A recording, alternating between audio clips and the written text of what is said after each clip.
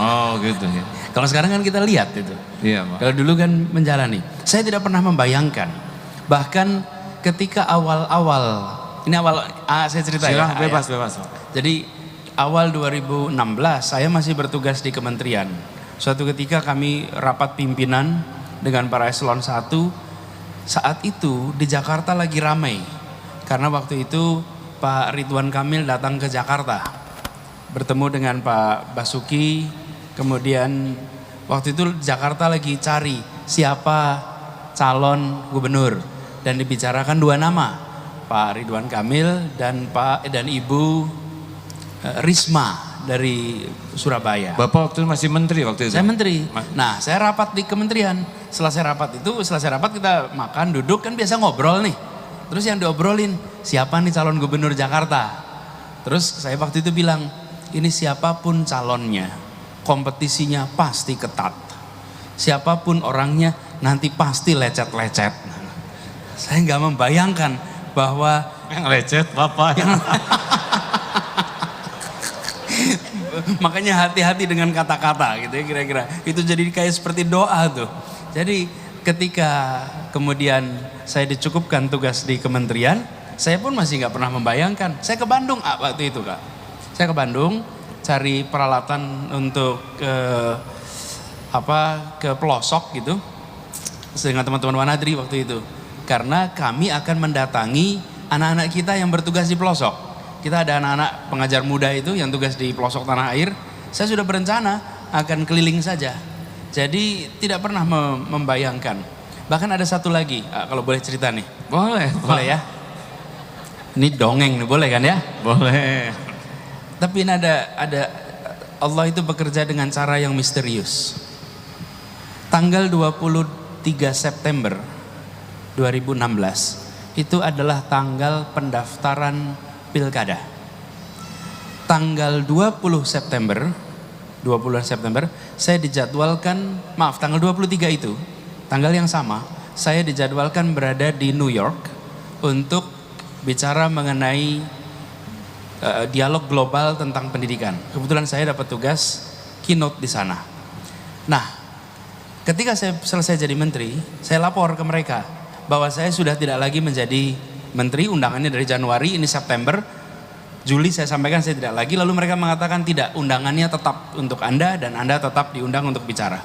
Jadi saya dan istri mengurus visa, mengurus paspor, siap untuk berangkat ke Amerika, karena buat kami mumpung nganggur nih, kan nganggur, udah selesai pekerjaan, kesempatan untuk datang ke kampus dulu kami kuliah. Itu 23 September. Sesudah Idul Adha, kira-kira sekitar tanggal 15-an, saya sakit, kena nyamuk, demam berdarah. Dan karena nyamuk demam berdarah, saya dirawat di rumah sakit, dan dokternya mengatakan kalau bisa demam berdarah begini, dengue dianjurkan tidak bepergian jauh. Kalau tidak kena nyamuk, saya berada di Jakarta.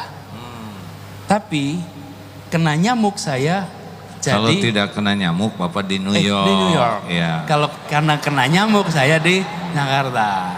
Konsentrasinya Masya Allah ini. Jadi kalau waktu itu saya tidak sakit, Pak, saya lagi nggak di Jakarta. Dan saya nggak ikut proses itu semua. Jadi kalau tadi ditanya apakah pernah menduga, tidak, merencanakan, tidak.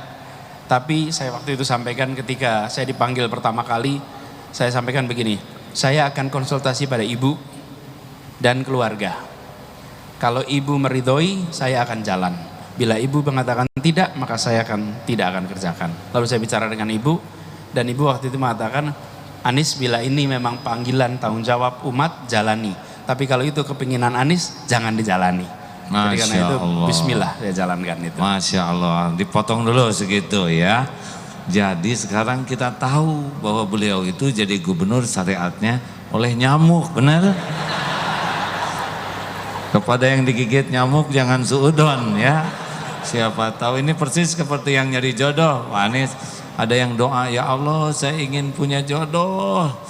Lalu keluar rumah langsung ada yang melirik kepada dia.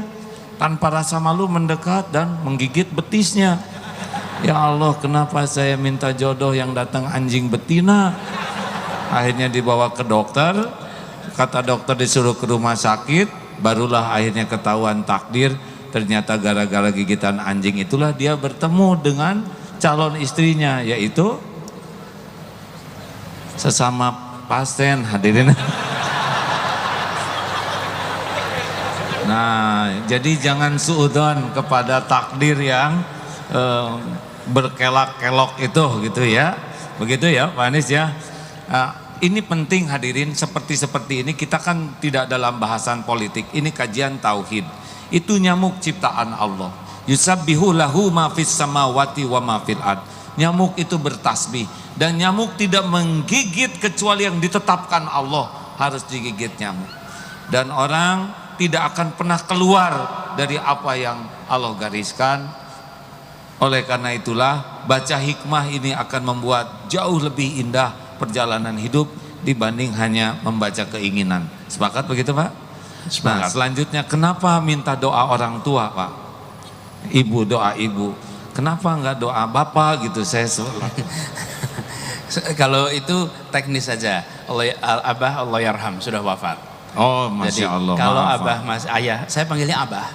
Jadi Abah, kalau Abah masih ada, pasti saya akan tanya pada ibu dan ayah.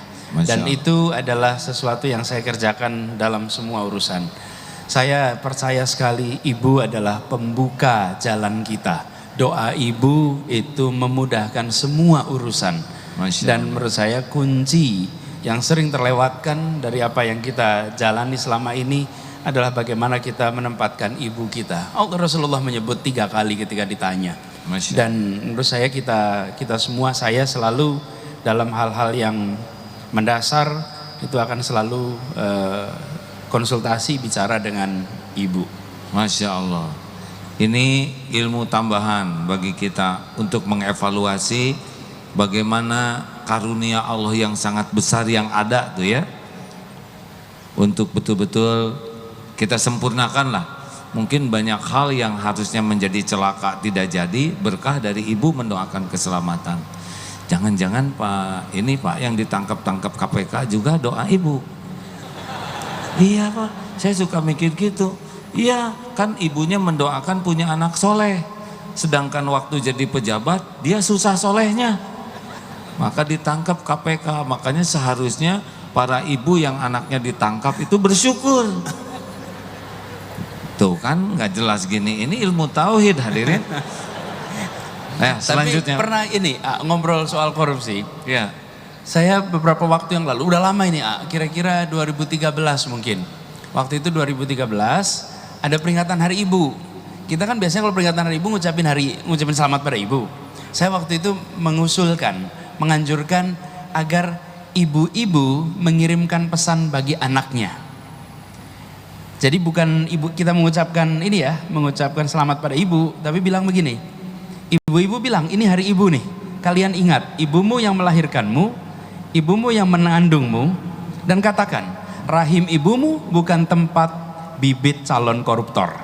Rahim ibumu bukan tempat lewatnya koruptor. Dan ibumu tidak melahirkan calon koruptor. Karena itu nak, jangan kau korupsi. Karena itu memalukan ibumu. Masya Allah. Jadi di hari ibu ingatkan orang bahwa ketika tadi bilang ada orang diproses begini, kita itu kan sebenarnya yang paling berat merasakan tuh ibunya kalau ibunya masih ada. Dan ibunya akan bilang, rahim ibuku tempat dia dulu tumbuh besar. Dan saya selalu garis bawahi, kalau ibu yang mengatakan, nak jangan kau korupsi, insya Allah semua pejabatnya akan getar. Kalau yang mengingatkan itu kita-kita ini lain, tapi kalau ibunya yang bilang, karena itu saya bilang tulis saja ibu. Kalau ibu bisa SMS, tulis SMS. Kalau enggak, tulis surat. Bilang, nak jangan kau korupsi, karena rahim ibumu bukan tempat lewatnya calon koruptor. Itu. Masya Allah, Masya Allah. Wah, ini sangat mencerahkan. Harusnya Bapak tetap Menteri Pendidikan campur gubernur.